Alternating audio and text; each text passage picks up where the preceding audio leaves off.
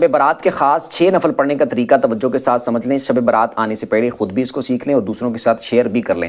15 شعبان کی رات، شب برات کی جو رات ہوگی، جو وہ رات جب سٹارٹ ہوگی تو اس رات آپ نے مغرب کے بعد 6 نفل پڑھنے ہیں، 2 کر کے۔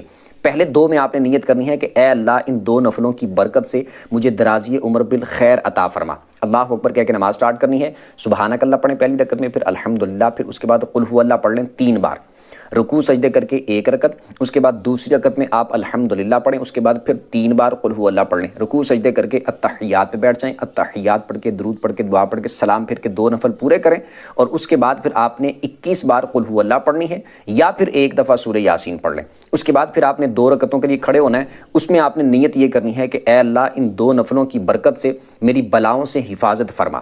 اس کے بعد آپ نے اسی طرح سیم جس طرح پہلے میں نے بتایا 2 نفل پڑھنے ہیں، سیم اسی طریقے کے مطابق۔ پھر یہ 2 پڑھنے کے بعد آپ نے پھر 21 دفعہ قل هو اللہ پڑھ لینی ہے، یا پھر 1 دفعہ سورہ یاسین پڑھ لینی۔ اس کے بعد پھر آپ نے 2 اور پڑھنے کے لیے کھڑے ہونا ہے، اس میں آپ نے نیت یہ کرنی ہے کہ اے اللہ ان 2 نفلوں کی برکت سے مجھے اپنے سوا کسی کا محتاج نہ کرنا۔ اللہ اکبر کہہ کے 2 نفلوں کو سٹارٹ کرنے، سیم اسی طریقے کے مطابق آپ نے 2 نفل پڑھنے ہیں۔ یہ مکمل کرنے کے بعد پھر آپ نے اتحیات پہ بیٹھ جانا ہے، مطلب کہ یہ مکمل کر لیا تو اسی حالت میں بیٹھے بیٹھے پھر آپ اس کے بعد قل هو اللہ پڑھ لیں، یا پھر 21 دفعہ قل هو اللہ، یا پھر سورہ یاسین پڑھ لیں۔ اس کے بعد اللہ کی بارگاہ میں دعا کریں، انشاءاللہ اللہ کی فضل سے بڑی برکت